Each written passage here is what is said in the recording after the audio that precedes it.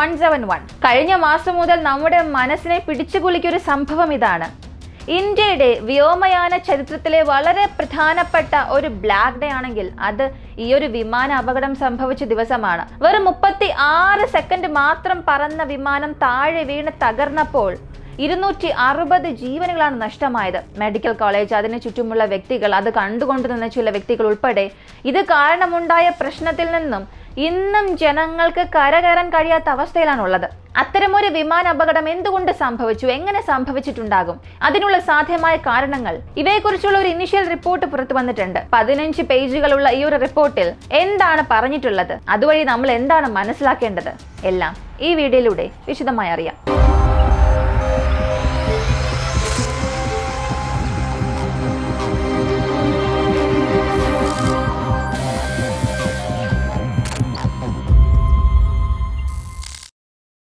ഉള്ളതിൽ വെച്ച് ഏറ്റവും മികച്ച സേഫസ്റ്റ് യാത്ര എന്നത് വിമാനയാത്രയാണ്. അതിൽ ആർക്കും ഇന്ന് വരെയും യാതൊരു വ്യത്യസ്ത അഭിപ്രായവും ഇല്ല. 1 കോടി ആളുകളിൽ ഒരാൾ മരിക്കാനുള്ള ഒരു അവസരമുണ്ട്. അതാണ് ഈ വിമാനയാത്രയെക്കുറിച്ചൊക്കെ എല്ലാവരും പറയുന്ന ഒരു കാര്യം. അത്തരം നമ്മൾ പറഞ്ഞുകൊണ്ടിരിക്കുന്ന ഈ വിമാനങ്ങൾ അപകടത്തിൽ പെടുമ്പോൾ തീർച്ചയായും അതൊരു വലിയ സംസാര വിഷയമായി തന്നെ മാറും. ഈ 171 എന്നത് എയർ ഇന്ത്യക്ക് എത്രത്തോളം ഒരു ചീത്തപ്പേര് നൽകിയോ അതുപോലെ തന്നെ ബോയിങ് കമ്പനിക്കും അതൊരു നല്ല പേരല്ല നൽകിയത്. അപ്പോൾ ഈ വിമാനാപകടത്തിന് കാരണം അതിലുണ്ടായിരുന്ന പൈലറ്റ്സ് ആണെന്ന് ഒരു വിഭാഗം പറയുന്നു. പക്ഷേ ഇല്ല, തീർച്ചയായും ഇല്ല. ബോയിങ് വിമാനത്തിൽ സംഭവിച്ച പ്രശ്നങ്ങൾ മാത്രമാണ് ഇതിന് കാരണമെന്ന് മറ്റൊരു വശം പറയുന്നു. എന്തുകൊണ്ട് ഇതൊരു ചതിയായിക്കൂടാ, ഗൂഢാലോചന ആയിക്കൂടാ എന്ന് പറയുന്നവർ മറ്റു ചിലർ. ഇവയെല്ലാം ഒരു കോൺസ്പിറസി തിയറി അല്ലെങ്കിൽ ഓരോരുത്തർ പറയുന്ന ഒരു തിയറീസ് മാത്രമാണ്. ഇപ്പോൾ ആദ്യഘട്ട അന്വേഷണം, അതിന്റെ റിസൾട്ട് ഇപ്പോൾ വന്നിട്ടുണ്ട്, അതിന്റെ ഒരു റിപ്പോർട്ട്. ഈ റിപ്പോർട്ട് പുറത്തുവിട്ടിരിക്കുന്നത് എയർക്രാഫ്റ്റ് ആക്സിഡന്റ് ഇൻവെസ്റ്റിഗേഷൻ ബ്യൂറോ ആണ്. ഈ ബ്യൂറോ 15 പേജുകളുള്ള ഒരു റിപ്പോർട്ടാണ് പുറത്തുവിടുകയും അത് ജനങ്ങൾക്ക് വേണ്ടി ഷെയർ ചെയ്തിട്ടുമുണ്ട്. ഇനി ഈ റിപ്പോർട്ട് ഏത് ബേസിലാണ് ഇവർ എടുത്തതെന്ന് നോക്കിയാൽ ഇത് EAFR ലഭിച്ചിരിക്കുന്ന ആദ്യഘട്ട വിവരമാണ്. അതായത് എൻഹാൻസ്ഡ് എയർബോൺ ഫ്ലൈറ്റ് റെക്കോർഡ്. സാധാരണ നമ്മൾ ഈ ബ്ലാക്ക് ബോക്സ് എന്നൊക്കെ പറയുമല്ലോ. വിമാന അപകടത്തിൽപ്പെട്ട സ്ഥലം, അത് എത്രത്തോളം സ്കാറ്റർ ആയിട്ടുണ്ട്, അതുപോലെ ഓരോ സ്പെയർ പാർട്സ് എങ്ങനെ താഴെ വീണ് തകർന്നു, ഇവയെല്ലാം ബേസ് ചെയ്താണ് ഈ ഒരു റിപ്പോർട്ട് അവർ പുറത്തുവിട്ടത്. ഈ വിമാന അപകടം വെറും 36 സെക്കൻഡിൽ സംഭവിച്ചു എന്ന് നമുക്കറിയാം. അപ്പോൾ ഈ 36 സെക്കൻഡിനുള്ളിൽ ഈ വിമാനം തകർന്ന സ്ഥലത്തെ ചുറ്റി 1000 അടിയോളം വിമാനത്തിന്റെ സ്പെയർ പാർട്സ് ചിതറിയിട്ടുണ്ട്. ഇതിലൂടെ തന്നെ ഈ ഒരു വിമാന ഇൻവെസ്റ്റിഗേഷൻ ടീമിന് ഒരു കാര്യം മനസ്സിലായി. വളരെ വലിയൊരു ആഘാതം സംഭവിച്ചിട്ടുണ്ട്. അത്രത്തോളം ഒരു വലിയ ഇമ്പാക്ട് പൈലറ്റുമാർ സൃഷ്ടിക്കുമോ എന്നുള്ളൊരു ചോദ്യം അവിടെ വരുന്നുണ്ട്. എൻജിൻ തകരാർ എന്നതാണ് എല്ലാവരും തുടക്കത്തിൽ പറഞ്ഞൊരു പ്രസ്താവന. ഈ ബ്ലാക്ക് ബോക്സിലൂടെ അറിയാൻ സാധിച്ച മറ്റൊരു കാര്യം, അതിനുള്ളിൽ ഉണ്ടായിരുന്ന പൈലറ്റ് ചോദിക്കുകയാണ്, നീ ഫ്യൂവലിന്റെ സ്വിച്ച് ഓഫ് ചെയ്തോ എന്ന്. അടുത്തുണ്ടായിരുന്ന പൈലറ്റ് മറുപടി പറഞ്ഞത്, ഇല്ല, ഞാനത് ഓഫ് ചെയ്തിട്ടില്ല എന്ന്. അപ്പോ ഇതാണ് ആദ്യത്തെ പോയിന്റ്. ഈ ആദ്യത്തെ പോയിന്റ് മനസ്സിലാക്കണമെന്നുണ്ടെങ്കിൽ ഇതിന്റെ ആക്സിലറേഷൻ സ്പീഡും ഇതിന്റെ ടേക്ക് ഓഫ് മാക്സിമം സ്പീഡും നമ്മൾ മനസ്സിലാക്കണം. ഈ ഒരു വിമാനം, ഈ ഡ്രീം ലൈനർ എന്ന വിമാനം accelerated to take off speed 153 knots ആണ്. അതായത് 283 km/h. 283 km/h നിന്നും അത് റൺവേയിലൂടെ പോയി പറന്നുയർന്ന് പറക്കുന്ന ഒരു സ്പീഡ് 333 km/h ആണ്. ഇതാണ് ക്ലൈംബിംഗ് സ്പീഡ്. അപ്പൊ ഈ ക്ലൈംബിംഗ് സ്പീഡ് വരെയും ഈ ഒരു വിമാനം ശരിയായി തന്നെ പ്രവർത്തിച്ചിട്ടുണ്ട്. അടുത്ത ടേക്ക് ഓഫ് ആയി കുറച്ച് സമയത്തിൽ തന്നെ കട്ട് ഓഫ് സ്വിച്ച് എന്ന ഒന്നുണ്ട്. ഈ വിമാനത്തിന്റെ കോക്പിറ്റിൽ ഒരുപാട് സ്വിച്ചസ് ഉണ്ട്. അതിൽ കട്ട് ഓഫ് സ്വിച്ച് എന്നത് എഞ്ചിനിൽ ഫ്യൂവൽ പോകുന്നത് അവസാനിപ്പിക്കുന്നതാണ് ഈ കട്ട് ഓഫ് സ്വിച്ച്. ഈ കട്ട് ഓഫ് സ്വിച്ചിന് 2 സ്റ്റേറ്റ് ഉണ്ട്. ഒന്നാമത്തേത് റൺ, മറ്റൊന്ന് ഓഫ്. ഈ റൺ എന്ന സ്റ്റേറ്റിലായിരുന്നാൽ മാത്രമേ എഞ്ചിനിലേക്ക് പോകുന്ന ഫ്യൂവൽ തുടർന്ന് പോയിക്കൊണ്ടിരിക്കുകയുള്ളൂ. എന്നാൽ ഞാൻ ഈ പറഞ്ഞതുപോലെ 333 km/h എന്ന ഈ ഒരു സ്പീഡിൽ ഈ ഡ്രീം ലൈനർ വിമാനം അതിന്റെ സ്പീഡ് എടുത്തപ്പോൾ ഈ കട്ട് ഓഫ് സ്വിച്ച് ഓഫ് ആയിട്ടുണ്ട്. ഇതാണ് റിപ്പോർട്ടിൽ പറഞ്ഞിരിക്കുന്നത്. ഇങ്ങനെ ഓഫായ ഉടൻ തന്നെ ആദ്യത്തെ പൈലറ്റ് ചോദിച്ചു, എന്തുകൊണ്ട് ഈ സ്വിച്ച് ഓഫ് ചെയ്തു എന്ന്. അതിന് അടുത്തുണ്ടായിരുന്ന പൈലറ്റ് പറയുകയാണ്, I did not do so എന്ന്. ഞാൻ അങ്ങനെ ചെയ്തിട്ടില്ല എന്ന്. ഇവരെ സംസാരിച്ചത് ബ്ലാക്ക് ബോക്സിലൂടെ അറിയാൻ സാധിച്ചു. കോക്പിറ്റ് വോയിസ് റെക്കോർഡിംഗിൽ റെക്കോർഡായിട്ടുണ്ട്. ആ ഒരു റെക്കോർഡ് എടുത്താണ് ഇപ്പോൾ ഇങ്ങനെ ഒരു സ്റ്റേറ്റ്മെന്റ് ഇവർ നൽകിയിരിക്കുന്നത്. ഇപ്പോൾ ആദ്യത്തെ കാര്യം മനസ്സിലായിട്ടുണ്ടാകും, കട്ട് ഓഫ് സ്വിച്ച് ഓഫ് ആയിട്ടുണ്ട്. റണ്ണിലാകേണ്ട സ്വിച്ച് അത് ഓഫ് ആയിരുന്നു. ഉടൻ തന്നെ പൈലറ്റ് ചെയ്തത് ഈ സ്വിച്ചിനെ ഓൺ ചെയ്തിട്ട് വീണ്ടും എഞ്ചിനിൽ വീണ്ടും ത്രസ്റ്റ് നൽകാൻ ശ്രമിച്ചു. വീണ്ടും അതിനെ സ്റ്റാർട്ട് ചെയ്യാൻ ശ്രമിച്ചു.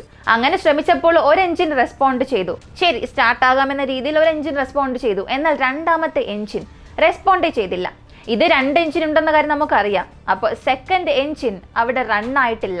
അങ്ങനെ അത് സ്റ്റാർട്ട് ആകാത്തത് കൊണ്ട് തന്നെ വിമാനത്തിന് അതിന്റെ നിയന്ത്രണം നഷ്ടപ്പെടാൻ തുടങ്ങി. അപ്പോൾ വിമാന അപകടം സംഭവിക്കുന്ന ഈ ഒരു സമയത്ത്, ഈ സെക്കൻഡിൽ ബ്ലാക്ക് ബോക്സിൽ റെക്കോർഡായ ഇൻഫർമേഷൻസ് എല്ലാം വെച്ച് നോക്കുമ്പോൾ 2 എഞ്ചിനിലും ഒരു ഐഡിയൽ സ്പീഡ് ഉണ്ടാകുമല്ലോ. ഈ ഐഡിയൽ സ്പീഡിൽ നിന്നും ബിലോ മിനിമത്തിലേക്ക് പോയിട്ടുണ്ട്. അങ്ങനെയാണെങ്കിൽ എഞ്ചിൻ പൂർണ്ണമായും ഷട്ട് ഡൗൺ ആയി. അങ്ങനെ ഷട്ട് ഡൗൺ ആയ കുറച്ച് സമയത്തിൽ തന്നെ ഈ ഒരു വിമാനം തൊട്ടടുത്തുണ്ടായിരുന്ന ബിൽഡിങ്ങിൽ ചെന്ന് ഇടിച്ച് പൂർണ്ണമായും അതിന്റെ പാർട്സ് 1000 അടി ദൂരത്തോളം ചിതറിയിട്ടുണ്ട്. വിമാനം ടേക്ക് ഓഫ് ആയ 36 സെക്കൻഡ് മാത്രമാണ് പറഞ്ഞത്. കൃത്യം പറഞ്ഞാൽ 1.6 കിലോമീറ്റർ മാത്രമാണ് ഈ വിമാനം പറന്നത്. പിന്നെ അത് തകർന്നു. എഞ്ചിൻ 1 റിക്കവർ ആകാനുള്ള സൈൻ കാണിച്ചിട്ടുണ്ടായിരുന്നു. ആ റിപ്പോർട്ടിലും അതിനെക്കുറിച്ച് പറഞ്ഞിട്ടുണ്ട്. എഞ്ചിൻ 1 കൃത്യമായി അതിന്റെ റിക്കവറി സ്റ്റാർട്ട് ചെയ്തിട്ടുണ്ട്. എന്നാൽ എഞ്ചിൻ 2നെ സംബന്ധിച്ചിടത്തോളം ഫ്യൂവൽ അത് അക്സെപ്റ്റ് ചെയ്യാത്ത സാഹചര്യത്തിലേക്ക് പോയി എന്നാണ് പറയുന്നത്. അടുത്തത് ആ റിപ്പോർട്ടിൽ പറയുന്ന മറ്റൊരു കാര്യം, EGT എന്നത് exhaust gas temperature. Exhaust gas ടെമ്പറേച്ചറിന്റെ റീഡിംഗ് നോക്കുമ്പോൾ 2 എഞ്ചിനിലേക്കും വീണ്ടും ഇവർ ഫ്യൂവൽ നൽകി വീണ്ടും അത് സ്റ്റാർട്ട് ചെയ്യാൻ ശ്രമിച്ചിട്ടുണ്ട്. അതുകൊണ്ടൊരു ടെമ്പറേച്ചർ വേരിയേഷൻ വിമാനത്തിൽ സംഭവിച്ചു എന്നുള്ളത് മനസ്സിലാക്കുന്നുണ്ട്. അപ്പോൾ ഈ റിപ്പോർട്ടിലൂടെ മൂന്നാമത് നമുക്കുള്ളൊരു ചോദ്യത്തിനും ഇവിടെ ഉത്തരം ലഭിച്ചിട്ടുണ്ട്. ഒരുപാട് ഇന്ധനം ആ വിമാനത്തിന്റെ വയർഭാഗത്ത്, ബെല്ലി ഭാഗത്ത് ഉണ്ടാകുമല്ലോ. ആ ഫ്യൂലിന്റെ കപ്പാസിറ്റി കാരണം വിമാനം അപകടത്തിൽ പെട്ടോ, അല്ലെങ്കിൽ വിമാനത്തിൽ വെച്ചിരുന്ന വസ്തുക്കൾ കാരണമാണോ ഇത് പൊട്ടിത്തെറിച്ചതെന്ന് ചോദിച്ചാൽ അതൊന്നും തന്നെ കാരണമല്ല എന്നുള്ളത് ഈ റിപ്പോർട്ടിലൂടെ വ്യക്തമായി പറഞ്ഞിട്ടുണ്ട്. വിമാനത്തിന്റെ ഭാരം അല്ലെങ്കിൽ വിമാനത്തിൽ വെച്ചിരുന്ന വസ്തുക്കൾ ഇവയെല്ലാം വളരെ നോർമൽ ആയിരുന്നു. എപ്പോഴത്തെയും പോലെ ആ വിമാനം സാധാരണ രീതിയിൽ ഒരു വിമാനം കയറ്റുന്നത് എത്രയാണോ അതേ രീതിയിൽ തന്നെയായിരുന്നു അന്നും ഉണ്ടായിരുന്നത്. ഇനി ഇതിൽ ചതി, ഗൂഢാലോചന എന്തെങ്കിലും സംഭവിച്ചിട്ടുണ്ടോ എന്നുള്ളത് 5ാമത്തെ പോയിന്റ്. അങ്ങനെയൊന്നും സംഭവിക്കാനുള്ള യാതൊരു സാധ്യതയും ഇല്ല, 0% ആണെന്നും പറഞ്ഞിട്ടുണ്ട്. 6ാമതായി അവർ നൽകിയിട്ടുള്ള ഒരു പോയിന്റ്, പൈലറ്റ് ഇതിന്റെ പ്രശ്നമാണോ എന്ന് ചോദിച്ചതിന്റെ ഉത്തരം, പൈലറ്റ് കാരണം ഇവിടെ യാതൊരു പ്രശ്നങ്ങളും സംഭവിച്ചിട്ടില്ല എന്നും റിപ്പോർട്ടിൽ വ്യക്തമായി പറയുന്നു. പൈലറ്റിന്റെ ഹെൽത്ത് ആയിക്കോട്ടെ അല്ലെങ്കിൽ അവരുടെ ഉറക്കം, ഇവ രണ്ടും വളരെ നോർമൽ തന്നെയായിരുന്നു. വിമാനം ഓടിക്കുന്നതിന് മുൻപ് അവർക്ക് നടത്തിയ ചെക്കപ്പിലൂടെ ഇതെല്ലാം കണ്ടെത്തിയിട്ടുമുണ്ട്. ഇനി ബ്ലാക്ക് ബോക്സ്, ഈ ബ്ലാക്ക് ബോക്സിൽ നിന്നും എല്ലാ ഡാറ്റയും ഇപ്പോഴത്തെ ബ്യൂറോ എടുത്തോ എന്ന് ചോദിച്ചാൽ ഇല്ല. കാരണം ഇത് പൂർണ്ണമായും ഡാമേജ് ആയിട്ടുണ്ട്. അതുകൊണ്ടാണ് ഈ ബ്ലാക്ക് ബോക്സിനെ അമേരിക്ക പോലുള്ള രാജ്യത്തിലേക്ക് അയച്ച് റിക്കവർ ചെയ്യാനുള്ള സാധ്യതകൾ ഉണ്ടോ എന്നുള്ളതും പരിശോധിച്ച് വരികയാണ്. ബോയിങ് 787 എന്ന് വിളിക്കപ്പെടുന്ന ഈ ഡ്രീം ലൈനർ വിമാനത്തിന് എന്തെങ്കിലും ഒരു മുന്നറിയിപ്പ് ബ്യൂറോ നൽകിയിട്ടുണ്ടോ? കാരണം ഇങ്ങനൊരു റിപ്പോർട്ട് വന്നിട്ടുണ്ട്. ഈ റിപ്പോർട്ടിന്റെ അടിസ്ഥാനത്തിൽ ഈ ഒരു വിമാനം സേഫ്റ്റി അല്ലാത്തത്, അല്ലെങ്കിൽ വിമാനത്തിൽ ഇതെല്ലാം എൻഹാൻസ് ചെയ്യണമെന്നുള്ള രീതിയിൽ എന്തെങ്കിലും റിപ്പോർട്ട് കൊടുത്തിട്ടുണ്ടോ എന്ന് ചോദിച്ചാൽ അതൊന്നും ഇന്നുവരെയും കൊടുത്തിട്ടില്ല. പറഞ്ഞു വന്നാൽ ഈ ഒരു വിമാനത്തിന് അപകടം സംഭവിച്ചു എന്നുള്ളത് ഇപ്പോഴും അതിന്റെ കാരണങ്ങൾ തിരഞ്ഞുകൊണ്ടിരിക്കുകയാണ്. അപ്പോൾ സ്പെഷ്യലൈസ്ഡ് ആയി നമ്മൾ ഈ ഡ്രീം ലൈനർ വിമാനത്തിന് കൃത്യമായി ഏതൊരു പദ്ധതികളും നൽകണ്ട എന്നാണ് ഈ ബ്യൂറോ പറഞ്ഞിട്ടുള്ളത്. അടുത്ത ഈ വിമാനത്തിൽ ത്രസ്റ്റ് ലിവർ എന്ന ഒരു പോർഷൻ ഉണ്ട്.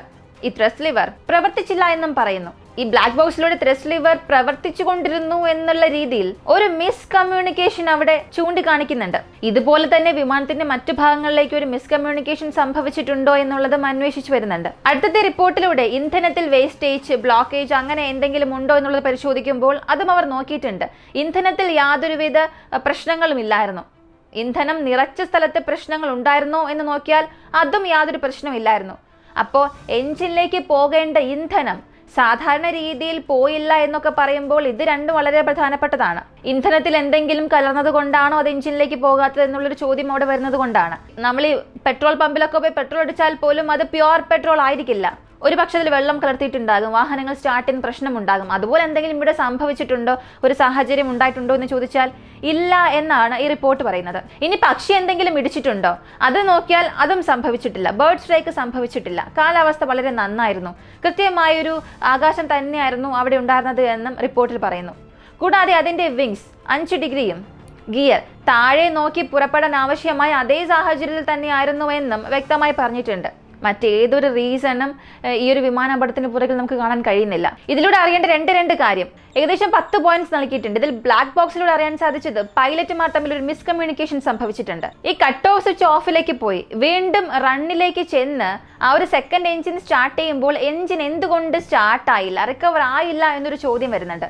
ഈ ഒരു ചോദ്യത്തിനെല്ലാം വളരെ പെട്ടെന്ന് ഉത്തരം ലഭിക്കാൻ സാധ്യതയുണ്ട്. അതിനുള്ള ശ്രമങ്ങളെല്ലാം നടത്തിവരികയാണ്. 1.6 കിലോമീറ്റർ മാത്രം പറന്ന വിമാനം തൊട്ടടുത്ത് തന്നെ വീണതുകൊണ്ടും അതിലുണ്ടായിരുന്ന ഭാരം കൊണ്ടുമാണ് കൂടുതൽ നാശനഷ്ടങ്ങൾ ഉണ്ടായത്. ഇത്രയേറെ മനുഷ്യജീവനുകൾ നഷ്ടപ്പെട്ടതും ആ ബിൽഡിംഗ് നശിച്ചത് എല്ലാം റിപ്പോർട്ടിലൂടെ വീണ്ടും വ്യക്തമായി പറയുന്നുണ്ട്. കൂടുതൽ അന്വേഷണങ്ങൾ നടത്തിവരികയാണ്. അറിയുകയാണെങ്കിൽ തീർച്ചയായും നിങ്ങളിലേക്ക് അത് എത്തിക്കും. ഈ ഒരു റിപ്പോർട്ട്, ഈ ഒരു വീഡിയോ, ഇതിനെക്കുറിച്ചുള്ള നിങ്ങളുടെ അഭിപ്രായം എന്താണെന്നുള്ളത് കമന്റിൽ പറയുക. ഇങ്ങനെയുള്ള കൂടുതൽ വിവരങ്ങൾക്കായി വിക്കിവോക്സ് മലയാളം എന്ന നമ്മുടെ യൂട്യൂബ് ചാനൽ സബ്സ്ക്രൈബ് ചെയ്യുക. മറ്റൊരു വീഡിയോയുമായി വീണ്ടും കാണാം.